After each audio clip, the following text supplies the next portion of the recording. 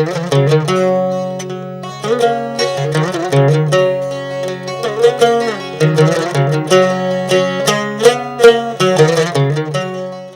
તમે જોઈ રહ્યા છો અબ તક ચાય પે ચર્ચા અને હું છું યોગિત. મિત્રો, અબ તક ચાય પે ચર્ચા આ કાર્યક્રમમાં અમે તમને અલગ અલગ વિષય પર અલગ અલગ મહત્વની એવી માહિતી તમને પૂરી પાડીએ છીએ.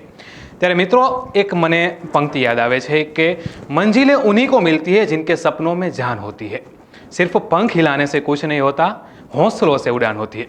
જી હા મિત્રો, આપણે સ્પર્ધાત્મક પરીક્ષા આવતી હોય છે અને હરેક આ દેશનો યુવાન એક સરકારી નોકરીના સપના જોતો હોય છે. ત્યારે એ સપના પૂરા કરવા માટે તનતોડ મહેનતની જરૂર પડતી હોય છે. સ્પર્ધાત્મક પરીક્ષા આપણે જ્યારે આપવા જઈએ ત્યારે એક તનતોડ તૈયારીની જરૂર હોય છે. ત્યારે આ તૈયારી કેવી રીતના કરવી, હાલના સમયમાં આ તૈયારી કેવી રીતના કરવી અને એ પરીક્ષા આપણે આસાનીથી પાસ કરી શકીએ, તેના માટે આપણે કયા બાબતોને આપણે ધ્યાનમાં રાખવી જોઈએ, એવા કેટલાય મુદ્દાઓને લઈને આજે આપણે ચર્ચા કરવાની છે. ત્યારે આજે અબ તક ચાય પે ચર્ચાના સ્ટુડિયોમાં ખૂબ જ ખાસ એવા મહેમાન ઉપસ્થિત છે, જેમનું નામ છે મૌલિકભાઈ ગોંધિયા. મૌલિકભાઈ ગોંધિયા આઈસી, જે ખૂબ જ જાણીતી સંસ્થા છે, કોચિંગ ક્લાસ છે, તેમના ડાયરેક્ટર છે, તેમજ સ્પર્ધાત્મક પરીક્ષાના નિષ્ણાત છે. મૌલિકભાઈ, તમારું ખૂબ ખૂબ સ્વાગત છે અબ તક ચાય પે ચર્ચામાં. મૌલિકભાઈ, હાલના સમયની વાત કરવામાં આવે તો જે સમગ્ર શિક્ષણ છે તે ઓનલાઈન થઈ ગયું છે. શાળાઓ બંધ છે, કોલેજ બંધ છે, તેમજ આજે કોચિંગ સંસ્થાઓ છે તે પણ બંધ છે. નો ડાઉટ કે ટૂંક સમયમાં ખુલશે, પણ અત્યારે હાલના સમયમાં જે પણ યુવાનો સ્પર્ધાત્મક પરીક્ષાની તૈયારી કરી રહ્યા છે તેઓ ઘરે બેઠા આ તૈયારી કરી શકે તે માટે શું કરવું જોઈએ?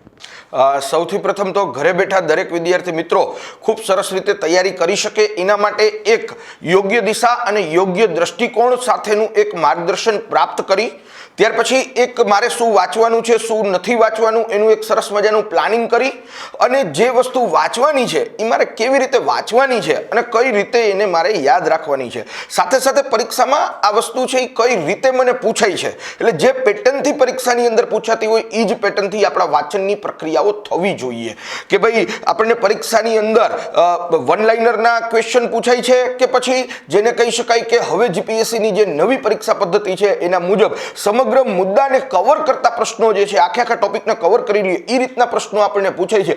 તો જે તમે પરીક્ષા આપતા હોય એ પરીક્ષાના પહેલા તો જૂના પેપરનો ખાસ દરેક વિદ્યાર્થી મિત્રો અભ્યાસ કરો. જે વિદ્યાર્થી મિત્રો તૈયારીની નવી શરૂઆત કરે છે એમના માટે ખાસ સૌથી મહત્વનો મુદ્દો એ છે કે પરીક્ષામાં પ્રશ્ન કઈ રીતે પૂછાય છે. ઓકે, તમે જૂના પેપરનો અભ્યાસ કરશો એટલે એના ઉપરથી તમને ખ્યાલ આવશે કે હકીકતની અંદર પરીક્ષામાં આ રીતે પૂછાય છે, તો મારા વાંચનની પ્રક્રિયા છે એ આ પ્રકારની જ થવી જોઈએ. કારણ કે વાંચનની પણ અલગ અલગ પ્રકારની પદ્ધતિઓ છે. અમુક વિષયો એવા છે કે જેને સમજ શક્તિ સાથે તૈયાર કરવા પડે, અમુક વિષયો એવા છે કે જેને ગોખીને તૈયાર કરવા પડતા હોય છે. તો પરીક્ષાની અંદર એક્ઝેક્ટલી જે પદ્ધતિથી આપણને પ્રશ્નો પૂછાતા હોય એના મુજબ આપણની વાંચનની પ્રક્રિયા જો ગોઠવાય તો આપણને સફળતા પ્રાપ્ત કરવામાં ખૂબ જ સરળતા થઈ જાય. અને બીજી મહત્વની વસ્તુ એ કે ઘરે બેઠા જ્યારે તમે તૈયારી કરો છો ત્યારે તમારી પાસે એક યોગ્ય મટીરિયલ્સ હોવું જોઈએ કે મારે શેમાંથી વાંચવાનું છે. હકીકતની અંદર વિદ્યાર્થીઓ ઘણીવાર દિશાવિહીન તૈયારી કરતા હોય છે કે મતલબ કે જેને કહી શકાય એક જ વિષયના અઢળક અને અસંખ્ય પુસ્તકો આવતા હોય, અસંખ્ય પબ્લિકેશન આવતા હોય. ઓકે, તો આ જે કંઈ પણ પુસ્તકો આવે છે એમાંથી તમે જે પરીક્ષાની તૈયારી કરો છો એના માટે મહત્વનું પુસ્તક કયું છે એની તમને પસંદગી કરતા આવડવી જોઈએ. જો આ પસંદગી તમારી યોગ્ય ન હોય, યોગ્ય પસંદગી સાથેનું પુસ્તક જો તમે વાંચનની અંદર નહીં લીધું હોય તો પણ મિત્રો એવું બનશે કે ક્યાંક સફળતા આપણાથી દૂર રહી જશે દોસ્તો. એટલે જે વિદ્યાર્થી મિત્રો ઘરે બેઠા તૈયારી કરે છે એના માટે સૌથી મહત્વની વસ્તુ એક યોગ્ય મટીરિયલની પસંદગી કરો, જૂના પેપરનો તમે અભ્યાસ કરો અને તમારી વાંચનની પ્રક્રિયા જૂના પેપરના આધારે નક્કી કરો કે ભાઈ મારે કઈ પદ્ધતિથી વાંચન કરવાનું છે. તો આ જ્યારે તમે ઘરે બેઠા તૈયારી કરો છો જે વિદ્યાર્થી મિત્રો, એમના માટે આ મહત્વના મુદ્દા બની રહેશે અને અગત્યના મુદ્દા બની રહેશે. જો આ યોગ્ય રીતે વિદ્યાર્થી પારખી અને પછી જો તૈયારી કરશે તો સફળતા એના કદમોની અંદર હશે. જી બિલકુલ, જી બિલકુલ. હવે જ્યારે વાત કરવામાં આવે મૌલિકભાઈ, ત્યારે હવે એક પ્રશ્ન એવો રહેતો હોય છે યુવાનોમાં કે ઘરેથી મારે તૈયારી નથી કરવી, મારે કોચિંગ ક્લાસમાં જવું છે. અમુક યુવાનોના મનમાં એવો પણ પ્રશ્ન હોય છે કે કોચિંગ ક્લાસની મારે શું જરૂર છે, હું તો ઘરે પણ તૈયારી કરી શકું છું. ત્યારે ઘરેથી તૈયારી કરવામાં આવે તેમજ કોચિંગની મદદ લેવામાં આવે, એ બંને વસ્તુઓમાં કેટલો ડિફરન્સ છે અને કોચિંગ ક્લાસીસની ભૂમિકા શું છે? સૌથી મહત્વની વસ્તુ એ કે ઘરે બેઠા તૈયારી કરી જ શકાય અને ઘરે બેઠા તૈયારી કરીને પરીક્ષા પાસ કરી જ શકાય. એવું નથી કે આપણે મોંઘા કે કોસ્ટલી ટ્યુશન ક્લાસ રાખીએ તો જ આપણે પરીક્ષા પાસ કરી શકીએ, એવું નથી હોતું મિત્રો. આ દુનિયાની અંદર તમને પરીક્ષા પાસ કરાવી શકે એવો આ દુનિયામાં એક જ વ્યક્તિ છે, અને તમે પોતે હોય છો દોસ્તો. એટલે એવું મનમાંથી એક સંકુચિતતા અને ઇન્ફિરિયરિટી કાઢી નાખવાની જરૂરત છે કે હું કોચિંગ ક્લાસ કરું તો જ પરીક્ષા પાસ થાઉં. હા, કોચિંગ ક્લાસની તમારી તૈયારીમાં મહત્વની ભૂમિકા એ છે કે એક તમારી રેગ્યુલર ટેસ્ટ પેપર થાય તો તમે ક્યાં છો એનું સ્વમૂલ્યાંકન તમે કરી શકો. ઓકે, કોઈ માર્ગદર્શક તમને પ્રાપ્ત થઈ જાય કોચિંગ ક્લાસની અંદર, દરેક વિષયના નિષ્ણાંત સાહેબો અને તજજ્ઞો શ્રીઓ તમને થાય તો જે કામ તમારે કરતા કદાચ જાતે કરતા 8 કલાક થતી હોય એ સાહેબના માર્ગદર્શનથી, એ સાહેબના અનુભવના નિચોડના આધારે એ જ વસ્તુ તમે 2 કલાકમાં તૈયાર કરી શકો. ત્રીજું કે કોચિંગ ક્લાસની મહત્વની ભૂમિકા એ છે કે વિદ્યાર્થીની તૈયારીમાં રેગ્યુલારિટી લઈ આવે, એ સૌથી મહત્વની વસ્તુ છે. ચોથું કે આપણે ઘણીવાર એનાલિસિસ કરવામાં, વિશ્લેષણ કરવામાં નિષ્ફળ જતા હોઈએ કે કયા ટોપિકના, કયા વિષયના કેટલા માર્કનું પૂછાય, ક્યાંથી કઈ વસ્તુ મારે તૈયાર કરવાની છે, કયો ટોપિક છે એ મારે છોડી દેવાનો છે, એ જે એનાલિસિસ છે એ ક્યાંક આપણે નિષ્ફળ જતા હોઈએ. તો કોચિંગ ક્લાસના જે કંઈ પણ તજજ્ઞ અને અનુભવી શ્રી ગુરુજનો હોય છે એ આપણને તૈયાર બેઠા આ માર્ગદર્શન છે એ આપણને આપતા હોય છે. બીજું કે એક એન્વાયરમેન્ટ આપણને પ્રાપ્ત થાય છે કે આપણી આજુબાજુમાં તૈયારી કરતા અનેક વિદ્યાર્થી, ઘરે તૈયારી કરતા હોય તો શું થાય કે આપણે એકલા જ હોય, એટલે આપણે ક્યાં છીએ એ આપણને ક્યારે ખ્યાલ જ નથી આવતો. પણ હકીકતની અંદર ક્લાસરૂમની અંદર અનેક વિદ્યાર્થીઓ આપણી સાથે હોય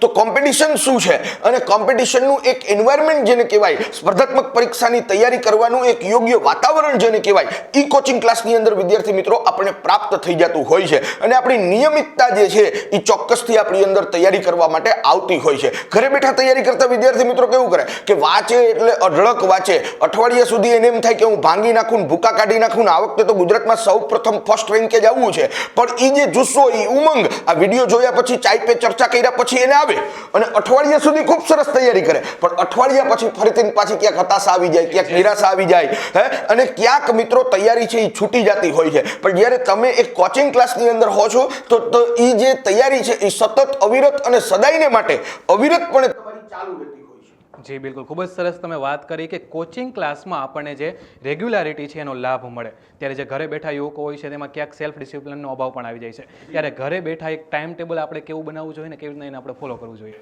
વાંચવા માટે?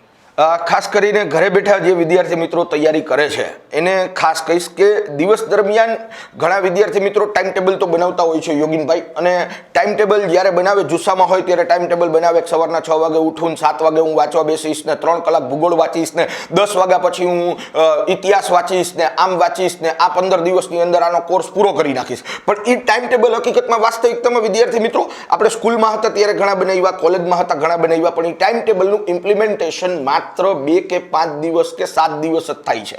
આના પછી ટાઈમ ટેબલ જેવું કંઈ હોતું નથી અને ગમે ત્યારે ગમે એ વસ્તુ આપણે વાંચતા હોઈએ છીએ. હવે જ્યારે ટાઈમ ટેબલની વાત નીકળી ત્યારે હું એટલું કહીશ કે મિત્રો તમે સ્પર્ધાત્મક પરીક્ષાની તૈયારી કરો છો તો તૈયારી કરવા માટેનો કોઈ ટાઈમ ન હોય, સતત અને અવિરત તૈયારી કરવાની જ હોય. હકીકતની અંદર ભલે આપણે વાંચીએ 8 કલાક પણ તૈયારી આપણી 24 કલાક ચાલુ હોવી જોઈએ. તમને એમ થાય કે તો ખાવું ક્યારે, સૂવું ક્યારે, પણ 24 કલાકની તૈયારી શબ્દનો મતલબ એવો થાય છે મિત્રો કે મારે પરીક્ષા પાસ કરવી છે, મારે સફળ થવું છે, મારે એક અધિકારી બનવું છે, મારે એક ઓફિસર બનવું છે, વિચાર તમારા મગજની અંદર 24 કલાક ચાલુ હોવો જોઈએ. એ તમારી મિત્રો 24 કલાકની તૈયારી છે. દિવસ દરમિયાન સામાન્ય રીતે વાંચવાના વિષયો કેવી રીતે પસંદ કરવા જોઈએ એની હું વાત કરું છું મિત્રો. તો એક વિષય એવો રાખવાનો કે જે ગોખવાનો વિષય હોય, એક વિષય એવો રાખવાનો કે જે પ્રેક્ટિસનો વિષય હોય, અને એક વિષય એવો રાખવાનો કે જે વિષયની અંદર સમજ શક્તિ આપણે પ્રાપ્ત કરવાની હોય. એટલે દિવસ દરમિયાન 3 ટેસ્ટ લેવાના, કારણ કે મનુષ્ય માત્રનો એક સ્વભાવ છે કે એને ચેન્જ જોઈએ છે, એને કંઈક હર વખતે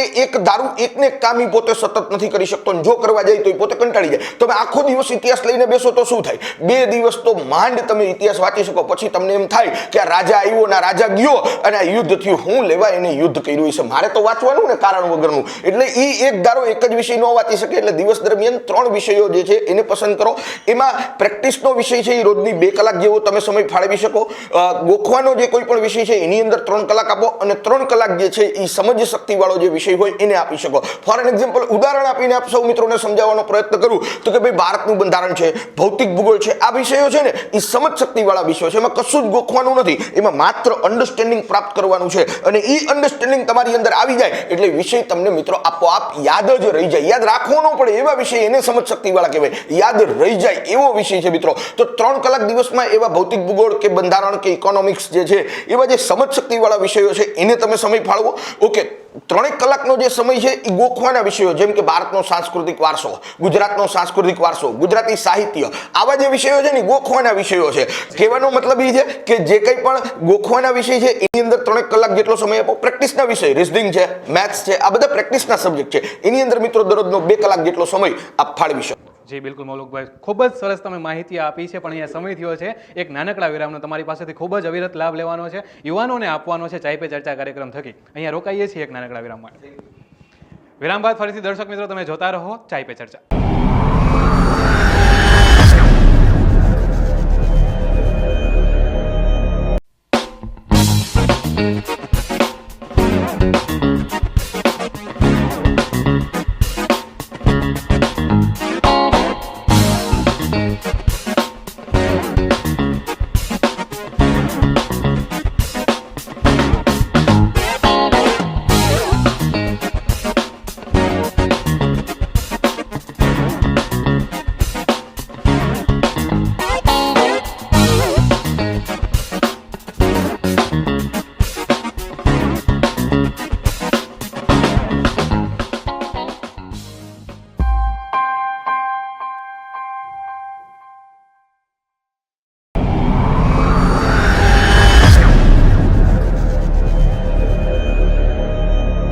વિરામ બાદ ફરીથી આપ સૌનું સ્વાગત છે. તમે જોઈ રહ્યા છો અબ તક ચાય પે ચર્ચા.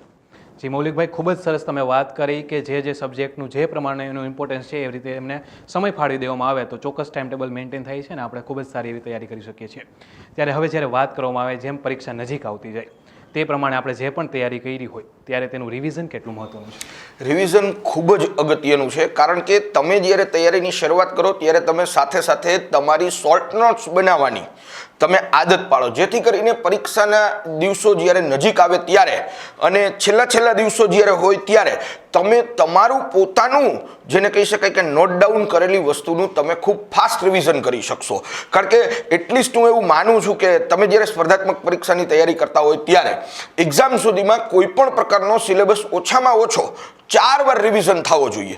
પહેલી વાર મિત્રો જ્યારે તમે વાંચશો ને ત્યારે બહુ જ વાર લાગશે તમારે, કારણ કે તમારે સમજશક્તિ ફર્સ્ટ ટાઈમ કોઈ પણ વસ્તુ રીડ કરો એટલે બહુ જ વાર લાગે. ઓકે, એ જ વસ્તુને જ્યારે તમે બીજી વાર વાંચો ત્યારે એના કરતાં ઓછો સમય લાગશે. ત્રીજી વાર જ્યારે તમે વાંચો ત્યારે બહુ જ ઓછો, અને છેલ્લે જ્યારે અંતિમ સમયમાં જ્યારે તમે 4th ટાઈમ રિવિઝન કરતા હશો ત્યારે તો એ જ્યારે તમે 4થી વાર રિવિઝન કરો ત્યારે બિલકુલ વાર નહીં લાગે. માત્ર ને માત્ર પુસ્તકના પાના ફેરવતા હશો એવું તમને ફિલિંગ આવશે, અને એનાથી તમારું 4 વાર રિવિઝન થશે તો તમને કોન્ફિડન્સ આવશે. પરીક્ષા પહેલા તમને આત્મવિશ્વાસ આવી જશે કે આ પરીક્ષા છે હું ચોક્કસથી પાસ જ છું. કારણ કે હકીકતની અંદર છેલ્લા દિવસોની અંદર વિદ્યાર્થીઓ કન્ફ્યુઝનમાં એ હોય છે કે મારે શું વાંચવું શું નથી વાંચવું. આ કન્ફ્યુઝનનું મૂળ કારણ માત્ર એક જ છે કે એણે પોતાની કોઈ નોટ્સ નથી બનાવેલી, અથવા જે એને રીડિંગ કરવાનું છે એમાં હાઇલાઇટર અથવા તો અંડરલાઇન નથી કરેલું. ઓકે, હાઇલાઇટર, અંડરલાઇન કે શોર્ટ્સ નોટ જે છે એ તમને રિવિઝન માટે મિત્રો ખૂબ જ ઉપયોગી થશે. એટલે આવું સરસ મજાનું રિવિઝન કરવા માટે તમે અત્યારથી મિત્રો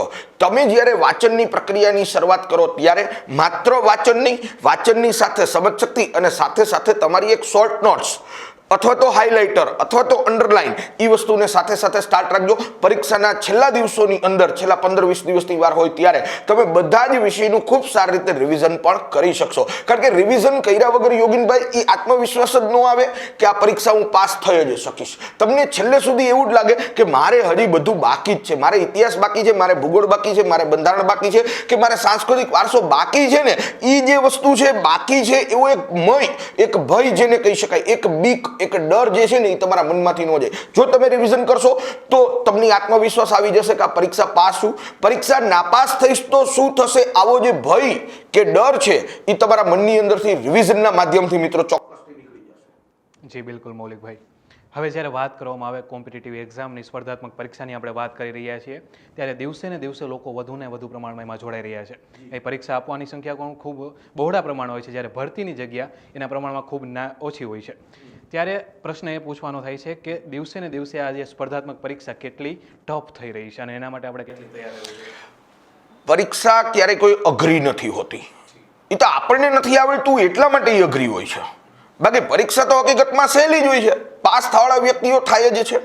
હવે બીજી વાત તમે જે કરી કે ભાઈ બહોળા પ્રમાણની અંદર બહુ મોટી સંખ્યામાં લોકો ફોર્મ ભરે છે અને સામે જગ્યા ખૂબ ઓછી હોય, 5,000ની કોઈ ભરતી બહાર પડે તો સામે 10-15 લાખ ફોર્મ ભરાણા હોય, 20 લાખ ફોર્મ ભરાણા હોય. બિન સચિવાલયની જ વાત કરીએ તો 4,000 જેટલી ભરતી છે અને સામે 8-10 લાખ જેટલા ફોર્મ ભરાયેલા છે. તો હકીકતની અંદર હું એવું માનું છું કોમ્પિટિશન બિલકુલ છે જ નહીં. હવે તમને મારું આ વાક્ય સાંભળી અને તમે અત્યારે પ્રશ્નાર્થ તમારા મનની અંદર મૂંઝવતો હશે કે સાહેબ 10 લાખ ફોર્મ ભરાણા અને જગ્યા 5,000 છે તો આને કોમ્પિટિશન ન કહેવાય. ના મિત્રો, ન કહેવાય. એટલા માટે ન કહેવાય કે 10 લાખ ફોર્મ ભરાય છે ને એમાં સાચી તૈયારી કરવા વાળા ખાલી 50,000 જ છે. બાકીના 9.5 લાખ જણા ખાલી ફોર્મ ભરવા ખાતર ભરે છે. ફોર્મ ભરવા ખાતર ભરે છે. ભરતી બહાર પડે ને એટલે એનો મિત્ર એને આવીને ચાની કીટલીએ ખેતલા અપાએ આવીને કહે કે ભાઈ બિન સચિવાલયની ભરતી બહાર પડી છે, તને ખબર છે? તો કે ના, મને નથી ખબર. ઓકે, તો હું એનું ફોર્મ ભરવા જાઉં છું તો એ એમ કે મારું ભરતો આવજે. એટલે આવું જે મારું ભરતો આવજે ને એવા 9.5 લાખ છે. બાકી સાચી તૈયારી કરવા વાળા 50,000 છે. 50,000 માંથી યોગ્ય દિશા, યોગ્ય દ્રષ્ટિકોણ, શું વાંચવું શું ન વાંચવું, આની રીતે યોગ્ય રીતે તૈયારી કરવા વાળા 50,000 માંથી માત્ર 20,000 જ હોય છે. એટલે પ્રોપર પ્રિપેરેશન કરવા વાળા 20,000 છે. તમારી કોમ્પિટિશન 10 લાખ વચ્ચે છે જ નહીં મિત્રો, માત્ર 20,000 વચ્ચે જ કોમ્પિટિશન હોય છે. જી બિલકુલ મૌલિકભાઈ. હવે પ્રશ્ન એવો થાય છે કે 2021માં વાત કરવામાં આવે ત્યારે PSI, ASI અને કોન્સ્ટેબલ એ જે ભરતીની હું વાત કરવામાં આવે તો એ ભરતીની શક્યતા કેટલી છે? 2021ની અંદર PSI, ASI, કોન્સ્ટેબલ ગૃહ વિભાગ દ્વારા જાહેરાત કરવામાં આવી છે કે જે છે એ ભરતી 7,610નો એક પરિપત્ર પણ બહાર પડ્યો. ત્યાર પછી ગઈકાલની જ આપણે વાત કરીએ તો 12,600ની જગ્યાઓ મંજૂર કરી છે, એનો પણ ગઈકાલે ગૃહ વિભાગે ખુલાસો કર્યો છે. એટલે મિત્રો, પહેલી વસ્તુ તો એ કે પોલીસ ડિપાર્ટમેન્ટની અંદર ઘટ ખૂબ છે. બીજું 2017, 18, 19 ને 20 આમાં પોલીસ ડિપાર્ટમેન્ટની અંદર નિવૃત્તિ પણ ઘણી બધી છે. એટલા માટે થઈ અને ખાસ કરીને કોરોનાની પરિસ્થિતિની અંદર આપણે જોયું કે ભાઈ 2 વિભાગ એવા હતા, એક આરોગ્ય વિભાગ ને એક પોલીસ વિભાગ, કે જેની તાતી જરૂરિયાત સમાજની અંદર લોકોની વચ્ચે અને રાજ્ય સંસ્થાને ચલાવવા માટે અનિવાર્ય છે. એટલે કદાચ ગમે એ જગ્યાઓ ખાલી રાખે સરકાર તો ચાલે, પણ પોલીસ વિભાગ અને આરોગ્ય વિભાગની જગ્યાઓ ક્યારેય પણ ખાલી ન રાખી શકાય એવી પરિસ્થિતિનું આ કોરોના કાળની અંદર નિર્માણ થયું છે. એટલે 2021ની અંદર PSI, ASI, કોન્સ્ટેબલની ભરતીઓ આવી જ રહી છે. આપ સૌ મિત્રો જેને કહી શકાય કે પૂર્વ તૈયારી માટે મંડી પડો. અને આમ પણ મિત્રો કોઈ પણ સ્પર્ધામાં વહેલી શરૂઆત એટલે જ વિજય હોઈ શકે. એટલે અત્યારથી એની તૈયારી કરવા માટે મંડી પડો. ગૃહ વિભાગે ખુલાસો બી કરી દીધો છે, 1 વર્ષની અંદર સંપૂર્ણ ભરતી પ્રક્રિયા પરિપૂર્ણ કરવામાં આવશે. ગઈકાલે જે GPSC કેલેન્ડર બહાર પાડ્યું તેના વિશે શું કહેશો? એના માટે GPSC જે કોરોના સમયની અંદર જે ભરતીઓ સ્થગિત કરી હતી, હવે એ ભરતીઓ ફરીથી પાછી શરૂ થવા માટે જઈ રહી છે. અને ખૂબ સરસ મજાનું અગાઉથી પૂર્વ તૈયારી વિદ્યાર્થીઓ કરી શકે અને અત્યારથી તૈયારીની શુભ શરૂઆત કરી શકે. એટલે GPSC એ ભરતી કેલેન્ડર જે છે એ જેને કહી શકાય દરેક શાખાના પ્રાધ્યાપકો, સહપ્રાધ્યાપકો, GPSC ક્લાસ 1 to મુખ્ય પરીક્ષા, આવનારી STY અને DYSOની ભરતી વિશે આવી દરેકે દરેક આ 2021નું આખું કેલેન્ડર અત્યારથી બહાર પાડી દીધું. કેલેન્ડર GPSC વહેલું બહાર પાડે છે એનું મૂળ કારણ એક જ છે કે વિદ્યાર્થીઓ ખૂબ સારી રીતે પ્રિપેરેશન કરી શકે. એની ખબર હોવી જોઈએ કે મારી પરીક્ષા કઈ તારીખે ક્યારે છે, મારી પ્રિલિમ પરીક્ષા ક્યારે છે, મારી મુખ્ય પરીક્ષા ક્યારે છે, અથવા તો મારો ઇન્ટરવ્યુ જે છે એ ક્યારે હશે. એનો સંભવિત માસ જે છે એ GPSC કેલેન્ડરમાં આપી દે છે. મિત્રો, આપણા માટે તો આ એક સુવર્ણ તક છે કે તમને અત્યારથી ખબર પડી ગઈ છે કે ભાઈ હું આ વસ્તુ માટે લાયક છું, મારે આ પરીક્ષાની તૈયારી કરવાની છે. તો પૂર્વ તૈયારી કરવા માટે આ કેલેન્ડરના માધ્યમથી દરેક વિદ્યાર્થી મિત્રો મંડી પડે એવી આપ સૌ મિત્રોને જેને કહી શકાય કે માર્ગદર્શન અને શુભેચ્છાઓ પાઠવું છું કે પૂર્વ તૈયારી જે છે એ આપણે મિત્રો અત્યારથી શરૂ કરી દેવી જોઈએ. જી બિલકુલ મૌલિકભાઈ, ખૂબ જ સરસ તમે વાત કરી રહ્યા છો. આપણે આ ચર્ચાનો દોર ખૂબ જ આગળ લઈ જાવો છે, પણ એ સમય થયો છે એક નાનકડા વિરામનો. વિરામ બાદ ફરીથી દર્શક મિત્રો તમે જોતા રહો અબ તક ચાય પે ચર્ચા.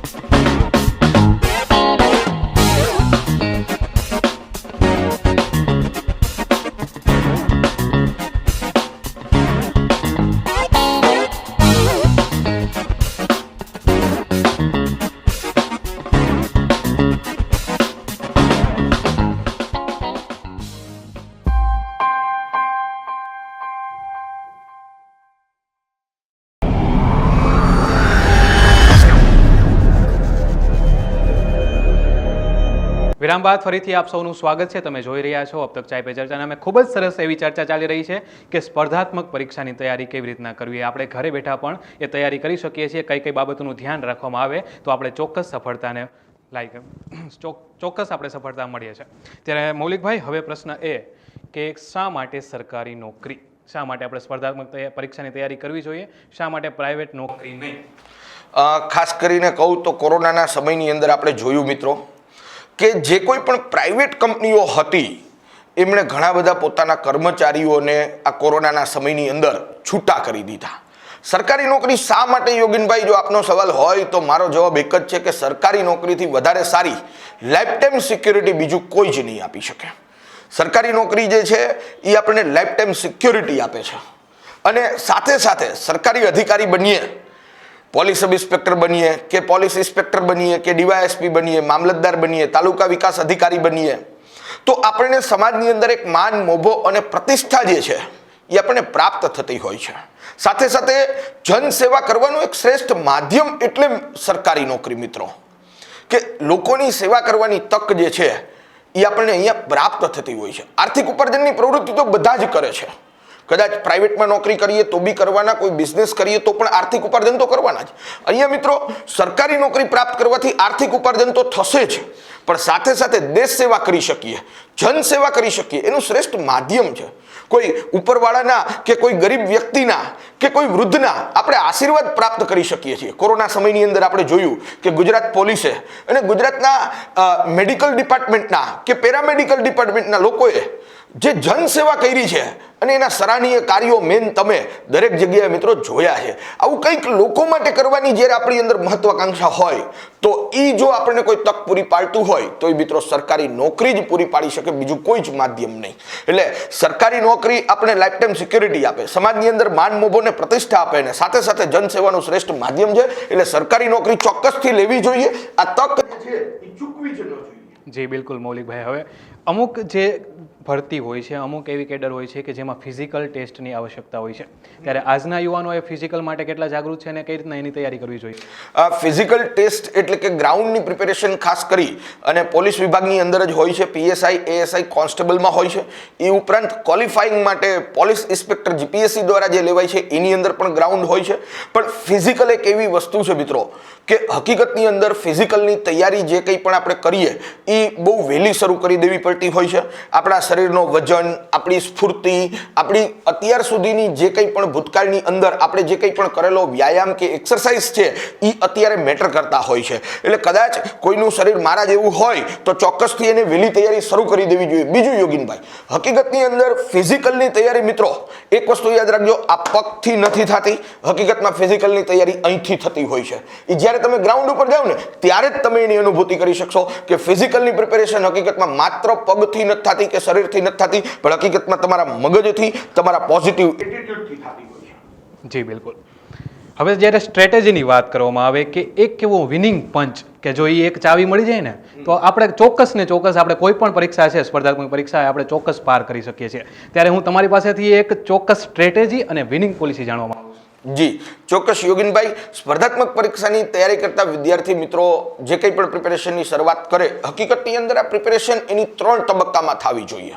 પહેલી વસ્તુ તો એ કે પ્લાન કરવો જોઈએ કે જેમ કે ભાઈ હું જીપીએસસી ક્લાસ 1-2 પ્રિલિમની તૈયારી કરું છું તો મારી પાસે પહેલા એક એનો ચોક્કસ પ્લાન તૈયાર હોવો જોઈએ. ભાઈ મારી પાસે જીપીએસસી ક્લાસ 1-2 પ્રિલિમમાં 2 પેપર છે. ઓકે, પહેલા પેપરની અંદર મારી પાસે 4 સબ્જેક્ટ છે, બીજા પેપરની અંદર મારી પાસે 4 સબ્જેક્ટ છે. પહેલા પેપરના 4 સબ્જેક્ટ એટલે ઇતિહાસ છે, સાંસ્કૃતિક વારસો છે, બંધારણ છે, મેથ્સ અને રિઝનિંગ છે. બીજા પેપરના 4 વિષય એટલે સાયન્સ એન્ડ ટેકનોલોજી છે, ઇકોનોમિક્સ છે, જ્યોગ્રાફી છે અને કરંટ અફેર છે. હવે આપણે વિચાર કરીએ મિત્રો તો હકીકતની અંદર મેરિટ જે છે એ આ 400 માર્કમાંથી 139 140 માર્કની આસપાસ જનરલ કેટેગરી મેલનું પ્રિલિમ માટે રહેતું હોય છે. તો મારે 140 થી ઉપર કઈ રીતે જઈ શકાય, એના માટે મારે કયા વિષયો તૈયાર કરવા જોઈએ અને કયા વિષયો છોડી દેવા જોઈએ. તમને વાત કરી મેં છોડી દેવાની, તમારા મનની અંદર પ્રશ્ન થતો હશે કે વિષય છોડી દેવાનો તો પાસ કેવી રીતે થવાનું, પણ એટલી વસ્તુ યાદ રાખજો મિત્રો કે સિંહ જ્યારે 2 સ્ટેપ પાછળ જાય ને તો એનો મતલબ એવો નથી થતો કે હરણથી સિંહ બી ગયો છે, પણ એનો મતલબ એવો થાય છે કે સિંહ હવે લાંબી છલાંગ લગાવશે. એટલે હું વાત કરું છું સ્ટ્રેટેજી માટે તો લાંબી છલાંગની વાત કરું છું કે તમે જ્યારે મિત્રો જીપીએસસી ક્લાસ 1-2 ની જો સ્પેસિફિક વાત કરું તો પહેલા પેપરની અંદર પ્રાચીન ભારતનો ઇતિહાસ ખૂબ સારી રીતે તૈયાર કરો, આધુનિક ભારતનો ઇતિહાસ જે છે એ ખૂબ સારી રીતે તૈયાર કરો, મધ્યકાલીન ભારતને તમે નહીં કરો તો ચાલશે મિત્રો. બીજા વિષયની વાત કરીએ સાંસ્કૃતિક વારસો, તો સાંસ્કૃતિક વારસામાં જે જનરલ કહી શકાય ધોરણ 12 સુધીનો સાંસ્કૃતિક વારસો કહી શકાય એટલું તમે કરશો તો ચાલશે, કારણ કે સાંસ્કૃતિક વારસાના પ્રશ્નો મોટે ભાગે એવા પ્રશ્નો પૂછાતા હોય છે કે જે જગતમાં કોઈ ન આવડે, જેને હું એલિયન ટાઈપ ક્વેશ્ચન કહું છું કે એ પ્રશ્નો આવડે જ નહીં, મતલબ એ ગોતી નહીં હોય, તો એવા પ્રશ્નો પાછળ મહેનત કરવાની કોઈ જરૂરત જ નથી, કારણ કે એમાં તમે ગમે એટલું વાંચો ને તો બી એનો પ્રશ્ન નહીં આવડે યોગીનભાઈ, બરોબર છે. એટલે જનરલ જે બધાને આવડે તો એવો પ્રશ્ન આપણને આવડી જાય સાંસ્કૃતિક વારસામાં તો બહુ છે, પણ પેલા પેપરની અંદર તમારા માટે વિન વિન સબ્જેક્ટ રહેશે મિત્રો ભારતનું બંધારણ, પંચાયતી રાજ અને આંતરરાષ્ટ્રીય સંબંધો. તમે આ વિષયને સૌથી સારામાં સારી રીતે તૈયાર કરી શકો છો. અને બીજા પેપરની જો સ્પેસિફિક વાત કરું મિત્રો તો બીજા પેપરની અંદર તમારે કરંટ અફેર સૌથી પાવરફુલ તૈયાર રાખવાનું, કારણ કે ઇકોનોમિક્સ, સાયન્સ એન્ડ ટેક અને કરંટ અફેર આ ત્રણેય વિષય એકબીજાને સંકળાયેલા છે. ઇકોનોમિક્સ અને સાયન્સ એન્ડ ટેક આપણને સિલેબસમાં આપે છે, પણ પૂછે છે તો મિત્રો કરંટ બેઝ જ પૂછે છે. એટલે ખાસ કે ભાઈ 3 તબક્કાની અંદર જ્યારે સ્પર્ધાત્મક પરીક્ષાની આપણે તૈયારી કરતા હોઈએ તો મારે કયા વિષય ઉપર વધારે ભાર આપવાનો છે, કયો વિષય છોડી દેવાનો છે, એક એનો પ્રોપર પ્લાનિંગ તૈયાર કરો. બીજી વસ્તુ છે મિત્રો પ્રિપેરેશન, તો પ્રિપેરેશનની અંદર એ વસ્તુ છે કે મારે કયો વિષય કઈ રીતે તૈયાર કરવાનો છે. અને ત્રીજી વસ્તુ છે મિત્રો પરફોર્મન્સ એટલે કે આપણે પ્રેક્ટિસ કરવાની છે. તમે જેટલી વધુમાં વધુ મોક ટેસ્ટ પેપરની પ્રેક્ટિસ કરશો એટલો પરીક્ષાની અંદર ખૂબ સારો સ્કોર છે એ તમે કરી શકશો, કારણ કે મોક ટેસ્ટ પેપરની પ્રેક્ટિસ કર્યા વગર આપણે જ્યારે સીધું પેપર દેવા જઈએ તો આપણે એ અંદાજ જ ન લગાડી શકીએ કે મારે પ્રશ્નોમાં કઈ રીતે અટેન્ડ કરવા, કેવી રીતે અટેન્ડ કરવા, એનો તમે અંદાજ ન લગાડી શકો. એટલે 3 તબક્કાની અંદર કરો પ્લાન, પ્રિપેરેશન અને પરફોર્મન્સ એટલે મોક ટેસ્ટ પેપર પ્રેક્ટિસ ખૂબ કરો મિત્રો. Thank you. હવે ઘણીવાર ઘણા યુવાનો ઘણી એવી બધી મહેનત કરતા હોય છે સ્પર્ધાત્મક પરીક્ષાની, એ પરીક્ષા આપી દેતા હોય છે પણ પછી એ નિષ્ફળ જતા હોય છે. ત્યારે શું એવા કારણો હોય છે કે જેના કારણે એ જે યુવાનો છે એ પરીક્ષામાં નિષ્ફળ જાય? હકીકતની અંદર યોગીનભાઈ સ્પર્ધાત્મક પરીક્ષાની અંદર તૈયારી કરતા જે કોઈ પણ વિદ્યાર્થી મિત્રો છે એ સામાન્ય રીતે 3 પ્રકારના હોય છે. એક એવા વિદ્યાર્થી મિત્રો હોય છે કે જે માત્ર ફોર્મ જ ભરે છે, એટલે એને સફળતા ક્યારેય પ્રાપ્ત જ ન થઈ શકે, એનો કોઈ અર્થ નથી, ખાલી બધાય ભરે છે એટલે હું ભરું છું, એવા વિદ્યાર્થી મિત્રો માટે હું ચર્ચા નહીં કરી શકું. બીજું એવા વિદ્યાર્થી મિત્રો હોય છે કરવા ખાતર તૈયારી કરે છે. કેમ તો કે મારા પપ્પાએ કીધું કે તું પીએસઆઈ બન, એટલે પોતાના અંદરથી એને નથી થતું કે મારે પીએસઆઈ બનવું છે, એટલે એવા વિદ્યાર્થી મિત્રોની ક્યારેય સફળતા નહીં મળી શકે. પણ આપણે જે વાત કરવી છે ને એ એવા વિદ્યાર્થી મિત્રો કે જેને ખરેખર જીવનમાં કંઈક મહત્વાકાંક્ષા છે બનવાની, એવા વિદ્યાર્થી મિત્રો કે જીવનની અંદર જેને સફળ થવું છે અને એના માટે ખૂબ અથાગ પરિશ્રમ, પુરુષાર્થ અને મહેનત પણ કરે છે, અને છતાંય ક્યાંક ને ક્યાંક થોડા માર્ક માટે રહી જાય છે. હકીકતની અંદર 100 માર્કનું માની લ્યો કે પેપર હોય અને 75 માર્કે મેરિટ અટકે અને 74 માર્કે કોઈ વ્યક્તિ 1 માર્કે રહી જાય છે, તો એનો મતલબ એવો તો નથી ને કે 74 માર્કે વાંચવાવાળો તૈયારી કરતો વિદ્યાર્થી 1 માર્કે રહી ગયો અને 75 માર્કે વિદ્યાર્થી પાસ થઈ ગયો, તો એવું તો નથી ને કે 75 માર્ક વાળાએ વધારે વાંચ્યું હતું અને 74 માર્ક વાળાએ ઓછું વાંચ્યું હતું. આવું તો છે નહીં. મહેનત તો બેની સરખી જ હતી, 75 હોય કે 74 હોય, પણ 75 વાળો પાસ થઈ ગયો અને 74 વાળો રહી ગયો. એની પાછળનું મૂળ કારણ હું કહું તો સૌથી મહત્વની વસ્તુ એ છે કે પેપર અટેન્ડ કરવાની પદ્ધતિ.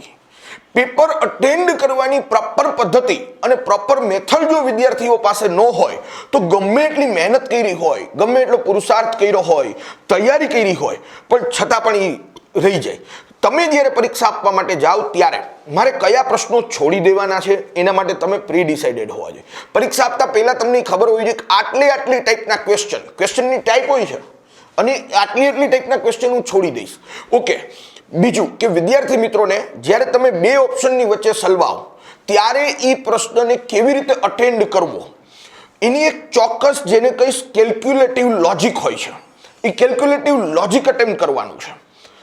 એટલે કે 10 માર્કના માની લ્યો કે પ્રશ્ન છે અને 10 માર્કના પ્રશ્નો તમે 2 ઓપ્શનમાં સલવાણા એવા 10 પ્રશ્નો છે. હવે માની લ્યો કે તમે છોડી જ દો છો તો વસ્તુ એવી થઈ છે કે તમને કોઈ માર્ક નથી આવતો. પણ ધારો કે તમે આ 10 માર્કના પ્રશ્નો અટેન્ડ કરો છો, 2 ઓપ્શનમાં સલવાણા હોય એવા પ્રશ્નોની હું વાત કરું છું, તો એની પ્રોબેબિલિટી 5 સાચા પડવાની, 5 ખોટા પડવાની છે. મતલબ તમે કંઈક માર્ક લઈને તો જશો, પણ કયા પ્રશ્નમાં 2 ઓપ્શનમાં હલવાના હોય તો આપણે અટેન્ડ કરવો જોઈએ એનું કેલ્ક્યુલેટિવ લોજિક છે. એ લોજિકને પહેલા સમજવાનું છે અને પછી આ જે વસ્તુ છે એને ઇમ્પ્લિમેન્ટ કરવાની છે. એટલી ગેરંટી આપું કે તમારે જેટલા માર્ક આવતા હોય એના કરતાં 15 માર્કનો વધારો થઈ શકે જો તમારી પાસે પેપર અટેન્ડ કરવાની યોગ્ય પદ્ધતિ હોય. એટલે હું કહેવા માંગુ છું જે વિદ્યાર્થી મિત્રો 74 માર્ક લઈ આવે છે ને 1 માર્કે ફેલ થાય છે એવા વિદ્યાર્થી મિત્રો પોતાની પેપર અટેન્ડ કરવાની પદ્ધતિ અને ટાઈમ મેનેજમેન્ટ આ બે વસ્તુની અંદર સુધારો કરે અને એ વસ્તુને ખાસ સમજે કે હાઉ ટુ અટેન્ડ પેપર, કયા પ્રશ્નો છોડી દેવાના છે, કયા પ્રશ્નોમાં રિસ્ક લેવાનું છે અને કયા પ્રશ્નો કઈ ટાઈપના પ્રશ્નોમાં મારે પરફેક્શનથી અટેન્ડ કરવાનો છે અને એ પણ સમય મર્યાદા સાથે. જો આ વસ્તુ વિદ્યાર્થી કરી જાય તો જે વિદ્યાર્થી મિત્રો 2 માર્કે 5 માર્કે અતિશય મહેનત કરી પુરુષાર્થ કરી અને પછી 2-5 માર્કે નાપાસ થાય છે એવા વિદ્યાર્થી મિત્રોની સમસ્યાનું નિરાકરણ આવી જાય અને સફળતા જે છે એ ખૂબ સરળતાથી પ્રાપ્ત કરી છે. જી બિલકુલ, ક્યાં ખૂબ વાત છે. આજે તમે અબ તક ચાય પે ચર્ચામાં ઉપસ્થિત રહીને ખૂબ જ સારી એવી તમે માહિતી આપી અને ચોક્કસ ક્યાંક ને ક્યાંક યુવાનોને આ માહિતી ખૂબ જ લાભદાયી રહેશે. એ માટે ખૂબ ખૂબ આભાર. Thank you very much. તો મિત્રો આજે આપણે મૌલિકભાઈ પાસેથી જાણ્યું કે જો ચોક્કસ રીતે આપણે તૈયારી કરવામાં આવે તો કોઈ પણ સ્પર્ધાત્મક પરીક્ષા છે એ અઘરી નથી હોતી. ચોક્કસ સ્ટ્રેટેજીથી આપણે એને પાસ કરી શકીએ છીએ અને ખૂબ સારી એવી નોકરી આપણે મેળવી શકીએ છીએ. તો મિત્રો આજે અબ તક ચાય પે ચર્ચામાંથી હું યોગિત રજા લઉં છું. તમે જોતા રહો અબ તક. નમસ્કાર. આવા જ અવનવા વિડીયોઝ માટે અબ તકની ચેનલને સબસ્ક્રાઇબ, લાઇક અને શેર કરતા ના ભૂલશો. આ જ રીતે જોડાયેલા રહો અબ તક સાથે. ધન્યવાદ.